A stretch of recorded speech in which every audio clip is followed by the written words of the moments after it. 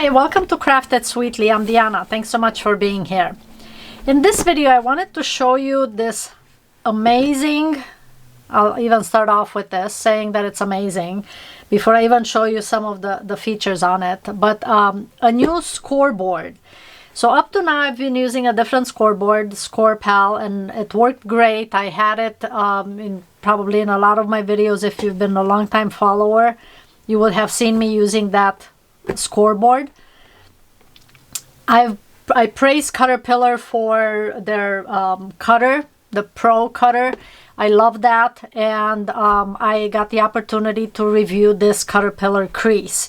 It's their scoreboard, and they did send me this to do a review for it. So usually I purchase all my supplies and everything. This they did send to me to do a review on it, just to see what I think about it. So in no way do I need to say positive things about it if I'm not happy with it. But wait till I show you all the amazing things this does. So I did actually already take it out of the box, and put it back in. So let me take it back out again. And I think it was wrapped in some wrapping before I took it, but that's no longer here. But that's the box here.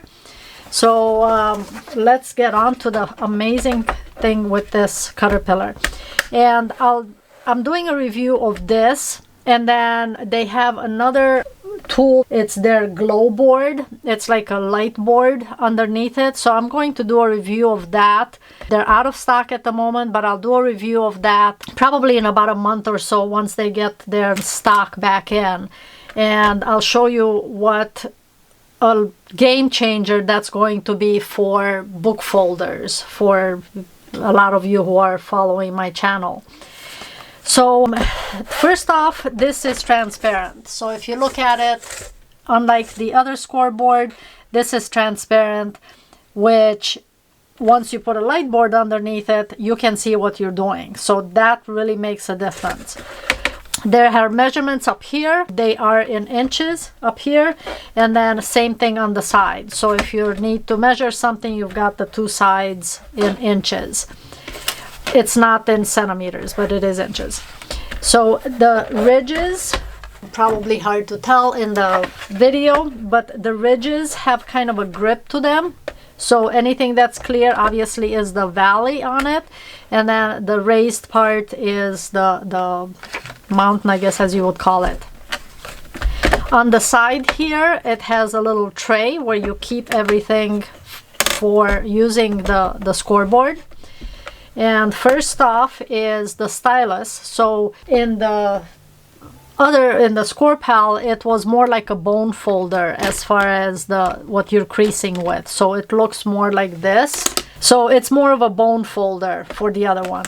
This is more of a stylus, and this is what I use when I do my book folding to crease the pages, to score the pages. So this is, just an extension of that same concept. It's using this. And when you score, I'll show you what that is in a second. You pick whatever you're scoring, and it doesn't slide. Now, I did find with the Cutterpillar that it would occasionally jump tracks. So then you'd kind of have a slight crease in the other direction.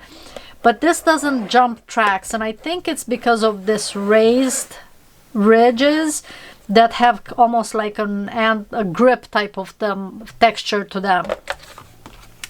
And I have my crease here, so I'm just gonna fold this, and perfect fold right there. And this, believe it or not, is pretty heavy cardstock. I don't know what the weight of it is, but it folded it just fine. No issues whatsoever. Okay, I'll try a couple different things to see how it scores, and I haven't tried acetate on it, so we'll see how well it works for that. But same concept, just like the other scoreboards if you're using other ones. Pressing down, and it doesn't tear the paper, and it scores nicely. So I folded the other one the wrong way, so I'm folding it this way. So where I have the valley in here, what I press down is what I'm gonna fold it over.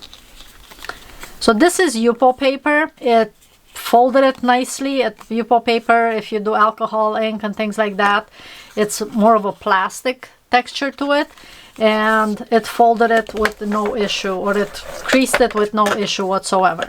Okay, so that's good. This sometimes can tend to rip, so let's see how it scores with this. So if you're doing cards, you might have multiple creases to create like a trifold type of idea, like this. And obviously I didn't measure, it was just more to see how the crease works, and everything looks awesome and smooth. Now, the other thing that this has, this scoreboard, is this ruler, this guide, not really a ruler. And the guide has a little, almost like red point on one end, and then it has, this is a mountain to it. So let's see if you can see it on camera. Right here, this is raised right down the middle of the thing. So instead of having an indentation in it, it's raised. And what you do with that is you pick whatever you want as far as the measurement. And let's say I'm just going to put it on 5. And this is leading it, and you're going to push it into the right into this little groove up here. So now this doesn't move anywhere, and this is for doing folding that you know, it is a little heavier stock. So what I do for this is, so I'm going to set it against the top of the scoreboard, and the paper's up here. And now instead of using this, because I'm going against a raised ridge, you turn the tool around, and this has a groove in it. So when you set it down, it rides. It's almost like a train track. It has the, you know, if you've seen a train wheel, it has sort of raised edges like this, and then this is traveling down the track. It's a little harder to see it on screen, but this has a groove, this is raised, so you're traveling down the groove, and you're creating a nice score line up here. So now I have the score line, which you can see right here, and then I can fold it down. So that's for heavier cardstock. This is really awesome, and this is going to be amazing when you do book folding, and I'll show you why. Before I get to that part, let's see how acetate works with scoring. I'll try it both on the raised ridge this way to see how it does, since it is kind of heavier stock for creasing. And this I haven't been able to crease really nicely. I've done some cards using acetate, and getting a nice score line on acetate is practically impossible. So I'm using this end of the tool and going right down the track, and it doesn't shift anywhere. So you can see the crease line right there. So let's see how well it creases. I mean, acetate is pretty impossible anyway to crease, but let's see if it worked enough for if you're doing some kind of a crease acetate, you know, if you need to do a score line on acetate for something. And I think this did pretty well. Let me move this out of the way and press it a little more.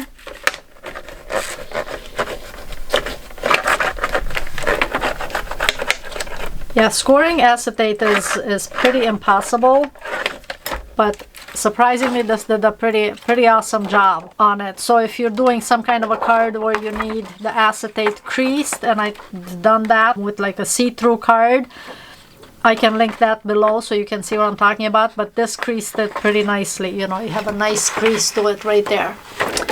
So yay for acetate if you work with that. But this is a really awesome feature to the scoreboard, that having, you know, this here, and then you can always score if you have a card. Let's say you want to crease it on the 4-inch. You can place your paper against right in the corner there, and then using this end, you come from back here and you're creasing. And I'm applying a lot of pressure, but it doesn't rip the paper. So that's pretty nice. This is the heaviest cardstock that I could find from what I have. And I creased it with no problem whatsoever. So great job on heavy paper. I've also seen where you can use like a manila folder to crease. This is actually heavier cardstock than a manila folder. Now I want to show you, actually I'm going to leave this out here. And this will be even better, and I'll save that for the next video, is using a light underneath here, because you can actually see where this is set, the strip. So I have the guide here, and I'm going to press the paper against the top, and then this is going right down the middle of the strip here. And I'm going to just run this across the top part. So now I've got my strip creased. Before I was using, in some of my videos, I was using the Score Pal, then I switched over to using the paper cutter, actually the Cutterpillar Pro, to do the crease like this as I was cutting. The nice thing with this is that I can score the entire sheet before I cut it. So then once I'm cutting it, I'm already done with it, instead of like creasing, cutting, creasing, cutting, creasing, cutting.